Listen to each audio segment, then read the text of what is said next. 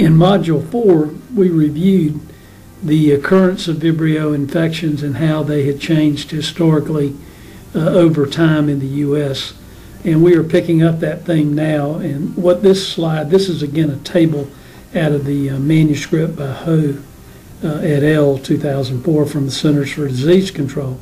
And what this slide illustrates is that we see a tremendous increase in the percentage of Vibrio cases that are wound infections. And this marks a significant transition in the occurrence of Vibrio infections throughout the U.S. As prior to this, most of the infections were from seafood consumption. But you'll see for some species of Vibrio, like Vibrio damsella, I think we see almost exclusively wound infections. Whereas with Vulnificus and Parahemolyticus, about 50% of the cases are wound infections today. This is a map of where Vibrio illnesses occur in the U.S. And as you see, most of the cases of illness occur in warm water regions in the southeast United States, Florida, Alabama, Mississippi, Louisiana, Texas. We also see California, also the Pacific Northwest around Seattle, and we see cases up in the Mid-Atlantic. We do not see that many cases here in South Carolina, which is kind of interesting, but I think part of that is because we have a small shellfish industry here, which about half the cases are from the shellfish consumption. Now, traditionally, the seasonality of Vibrio infections, it has primarily been a disease that causes illness from around May through October.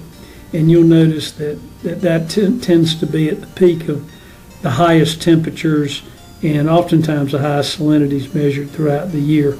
So regardless of whether it's gastroenteritis or wound infections, we see that pattern of illness in most parts of the U.S. from May through October.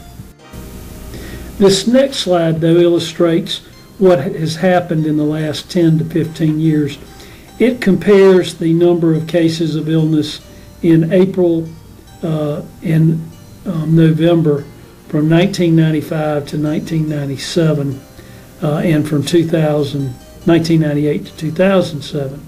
And so what we see is the hatch regions are the number of days above 20 degrees C, and the gray indicates the number of cases of illness per amount of oysters harvested. So what we see is a slight increase, about a 20% increase in warmer weather in April, and we see nearly a fourfold increase in the number of cases of illness in April. If we look at the same data for November, comparing 95 and 97, in 98 to 2007, we see about a doubling of the number of days above 20 degrees C in November by 2007, and we see nearly a doubling of the number of cases of illness. So what this clearly means is we now see a shift in the seasonality of Vibrios, moving from May through October now to April through November.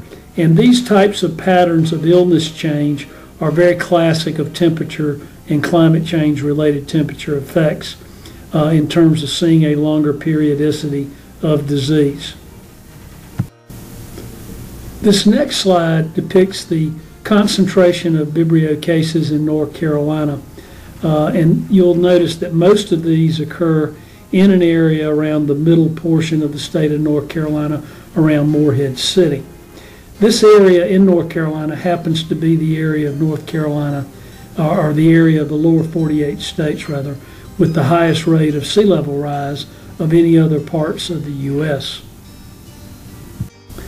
Now, if we compare the number of cases of a disease like Campylobacter, which is gastroenteritis related, you'll notice that unlike the Vibrios, which were concentrated along the coast, we see that most of the cases of these and other foodborne illnesses are concentrated in the population centers in Raleigh and Charlotte, North Carolina, not along the coast.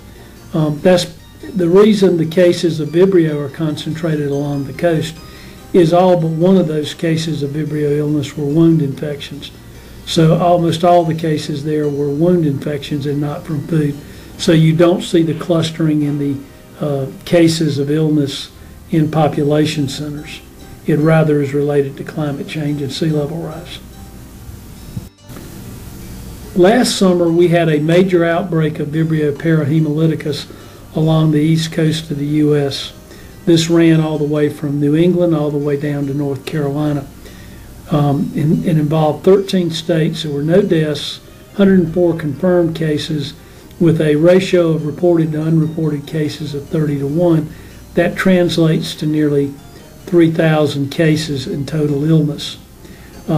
So this is a very interesting disease in that it's a new strain of Vibrio parahemolyticus that is shown up for the first time from the west coast around Seattle into the east coast of the U.S. And this is more of a cold water species of Vibrio than is typically found in most of the east coast.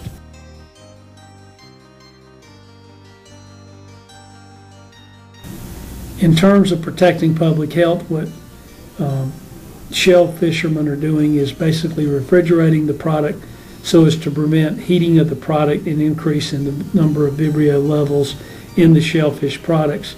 So all harvested product has to be iced to prevent regrowth of the Vibrios while on deck on the boats prior to icing at the dock. Finally, another example of Vibrio illness is shown by Vibrio cholera. After the earthquake in Haiti, we had a number of cases of outbreak of Vibrio cholera there. Most of these cases were attributed to Nepalian peacekeepers that had come as part of the UN force that introduced a new strain, a Pakistani strain or Middle Eastern strain of cholera unknown in this hemisphere.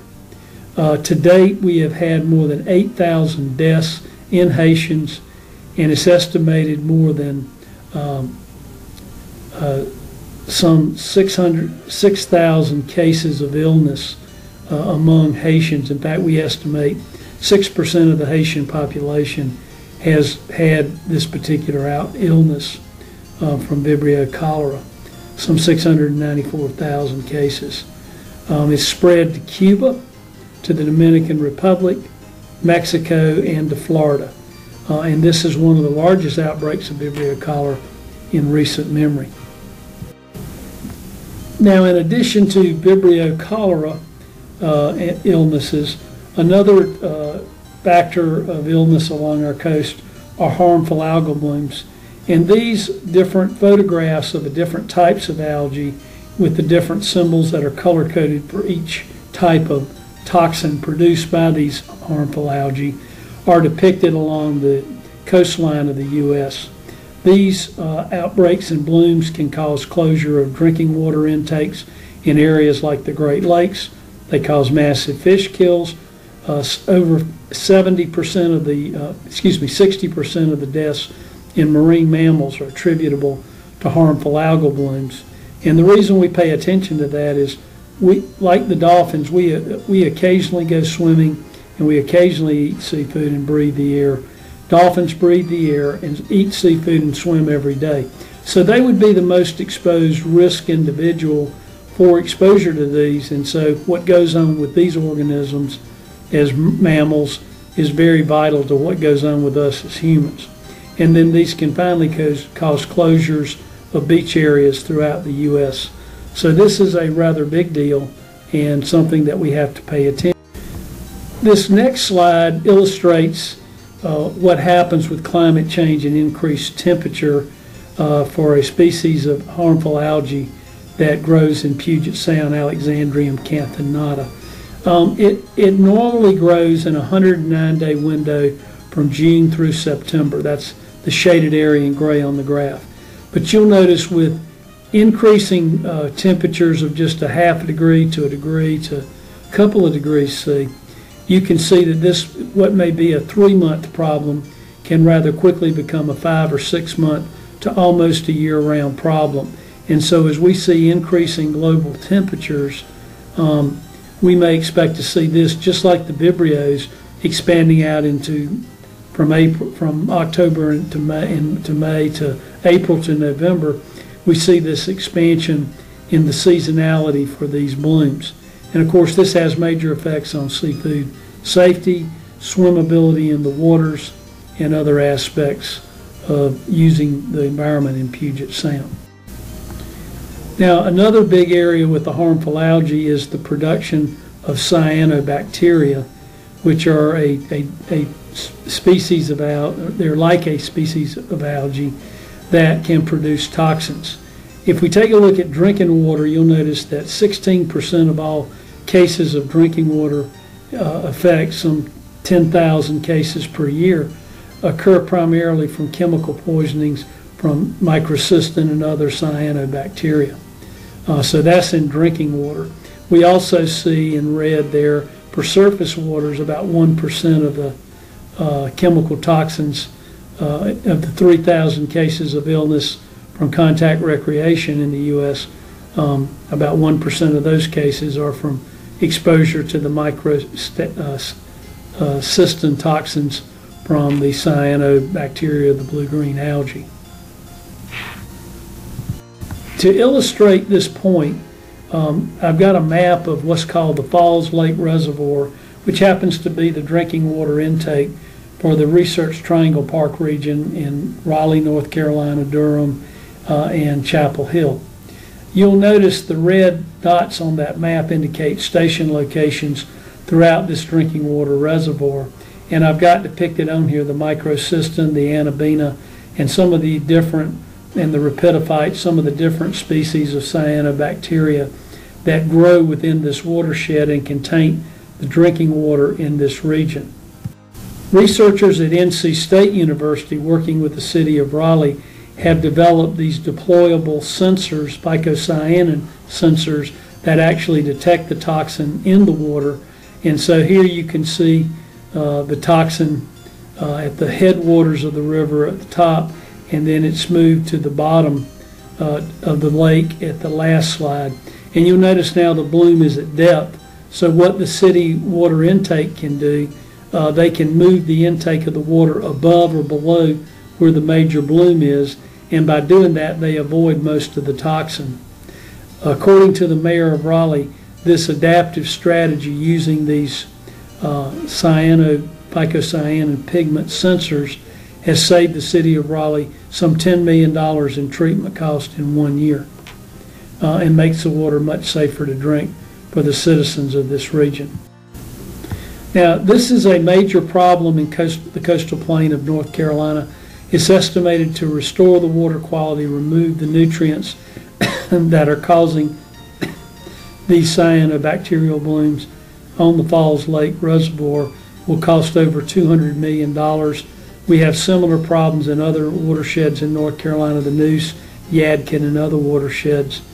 If you place the cost of restoration in those watersheds at similar levels, the restoration cost for fixing this problem, reducing nutrient inputs and eutrophication in coastal North Carolina, may soon come to rival the Chesapeake Bay, which has a restoration price tag of $1 to $3 billion.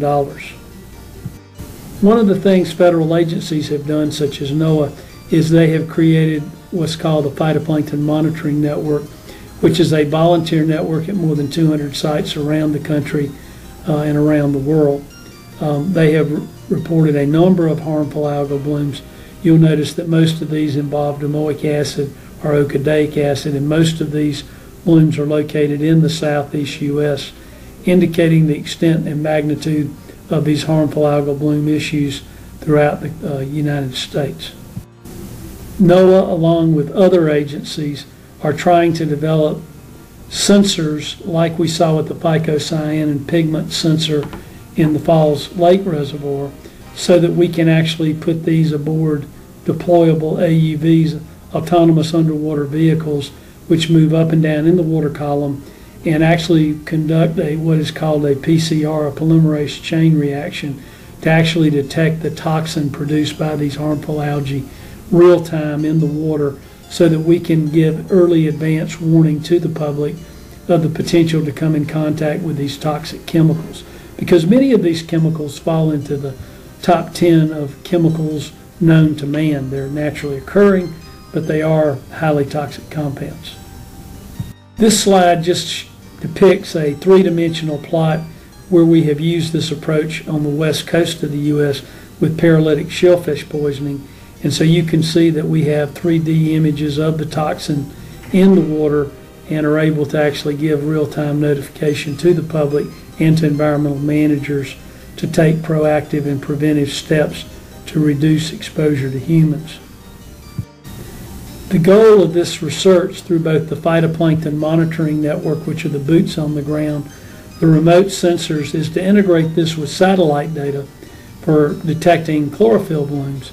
And so what we were able to do is to develop a HAB forecast early warning network to protect public health. So prevention is a big key in a climate resilient and adaptive strategy to protect public health. And so by protecting the public, by notifying them of the potential for exposure so they can avoid exposure, whether it be to harmful algal toxins, as we'll see in the next module, we'll show a similar example with Vibrio forecast. The goal here is to protect public health based upon these eco forecasts that can prevent exposure.